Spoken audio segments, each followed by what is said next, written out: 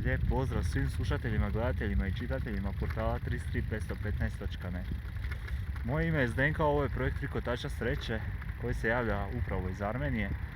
I iako me Tonino nije tražio ovaj video zapis, ja ću ga u svakom slučaju pripremiti.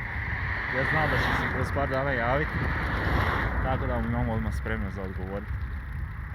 Eto ljudi, dobrodošli u Armeniju, projekt Trikotača sreće. Usudio bi se reći ulazi u nekakvu svoju završnu fazu.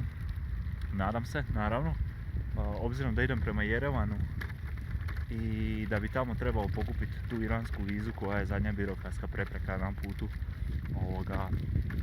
ka završnoj destinaciji, a to je Teheran.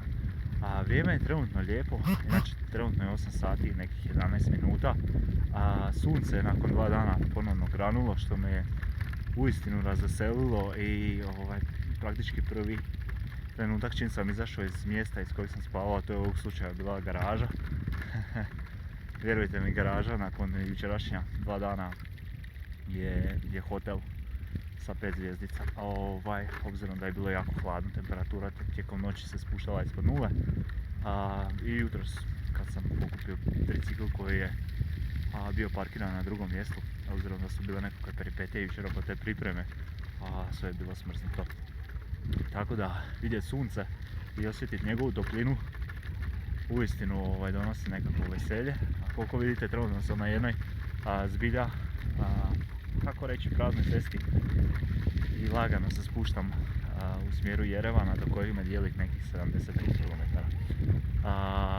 Ne znam, osjećam se fenomenalno, obzirom da se vrijeme promijenilo, ko što sam već imao prilike o tome pričati. I obzirom da idem prema dolje i vjerujem da će ovih 70 km koje danas imam pripremljeno većim dijelom izgledati ovako, uistinu sam sretan što ponovno mogu biti na cesti. Plan za narednih nekoliko dana je naravno, kao što sam spomenuo, riješiti tu birokratsku prepreku zvana viza i onda ide čišćenje, pranje i organiziranje. I do Irana me praktički dijeli nekih 400, mislim da je 400 km, ali nemojte me uzeti za riječ, moram još tu dionicu pripremiti. Sve u svemu, uskoro ću morati staviti rukavice, temperatura je na jednom termometru, odnosno na GPS-u pokazuje trenutno 7, na drugom isto, tako da su se uskladile, trenutno je 7 stupnjeva i nadam se da će tijekom dana malo toplije, a ja ću završiti lagano ovaj video. Dat vam par kadrova sa ceste, ko što vidite nema nam čak ipak se kreće, i uživajte zajedno sa ovom dijelu putovanja.